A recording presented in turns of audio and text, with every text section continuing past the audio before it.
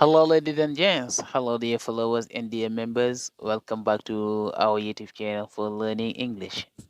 Asalaamaaleykum sama gaay yéen ñi ñuy topp di ñuy safoo di ñuy seetaan si suñu chaîne YouTube bi dal leen ak jàmm beneen yoon tey nag lu ñuy jàng ay vocabulaire la ñuy jël waaw aywa ñu dem ci leçon bi. Tomorrow, tomorrow, tomorrow. Donc tomorrow buñ ko waxee moom mooy suba. Tomorrow. Waaw tomorrow wala am nañu wax tomorrow donc tomorrow suba. Example baa ngi nii di ñëw. I will give you your money tomorrow. I will give you your money tomorrow. Oh boy, okay, don't worry. I will give you your money tomorrow. Moom mooy dinaa la jox sa xaalis suba wala suba dinaa la jox sa xaalis. I will give you moom mooy dinaa la jox your money sa xaalis tomorrow. I will give you your money tomorrow. Beneen bi moo day after tomorrow, day after tomorrow moom moo nekk gannaaw suba donc day after moom mooy jour bu tegu ci tomorrow suba jour bu tegu ci suba moom la ñuy wax gannaaw suba. I will come after tomorrow. After tomorrow moom mooy gannaaw suba. Waaw after tomorrow. I will come after tomorrow. Dinaa ñëw gannaaw suba. Wala ma ne ko boy don't worry. She will call you after tomorrow. No, bul jaaxle dina la woo gannaaw suba. Donc wala I will come after tomorrow. Dinaa ñëw gannaaw suba. Beneen bu si tew gi moom mooy next Monday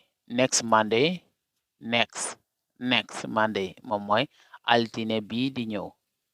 Waaw altine bii di ñëw next Monday donc next moom mooy signifier buy ñëwaat rek comme ça ngay lijjanti papier ngeen ni rang kuy defar papier ne aywa next moom mooy ku si tegu waaw next ku si tegu lay signifier foofu. Exemple baa ngi the presidential election will be next year. The presidential election will be next year. Moom mooy signifier tànnam njiit ak réew waaw at mii di ñëw la maanaam élection présidentielle yi at mii di ñëw la comme bu Sénégal bi the presidential election will be next year. ñi dem ci benn yesterday buñ ko waxee moom mooy démbu maanaam lu passé la démbu yesterday. ñi am exemple did you find your keys yesterday? Did you find your keys yesterday? Ndax gisoon nga sa caabi wala ndax gisoon nga say caabi.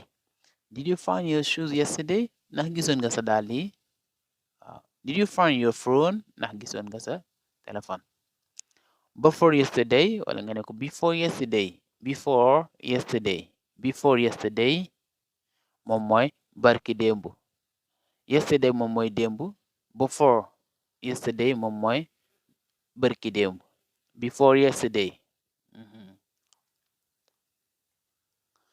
ñi dem ci bi last year moom mooy daaw. I was in America last year. Demoon naa Amérique daaw. Exemple la ngi nii ci mit I was in Gambia last year.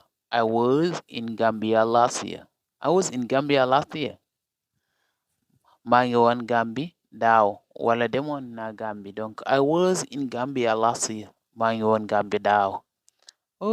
I was in America last year.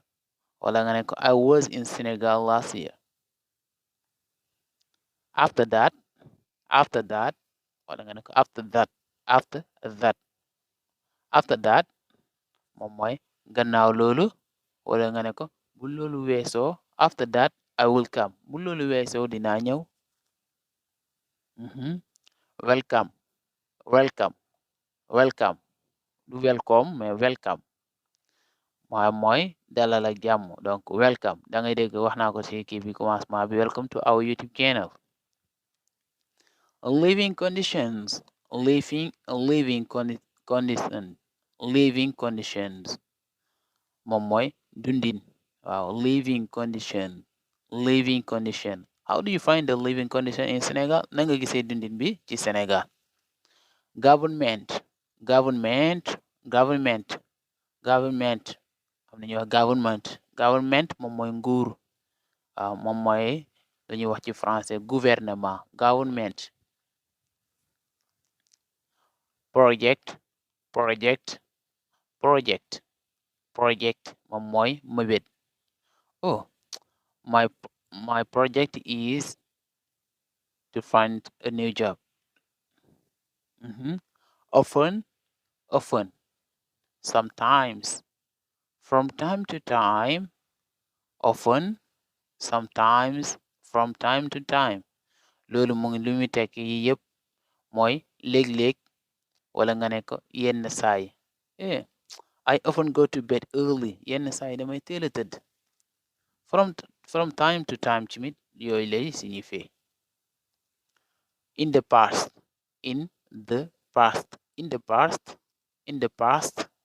moom mooy bu njëkk ba wala bu njëkkoon. Oh, in the past I went to bed lately. Bu njëkkoon dama yéex a tëdd. A while ago moom mooy sànq. Oh, she went out a while ago. Léegi la génn, sànq la génn. Generally donc generally moom mooy lu ci ëpp. Oh, I generally go to bed early. Lu ci ëpp damay teel a tëdd. Last night moom mooy biig. Last night I didn't sleep well. Biig ci guddi nelawuma bu baax de. Last night I went to bed early. Mooy signifie biig dama teeloon a tëdd. Last night I went to bed early. Biig dama teeloon a tëdd. Bu la neexee nga ne last night I went to bed lately. Biig dama yéexoon a tëdd lately. I was tired yesterday evening.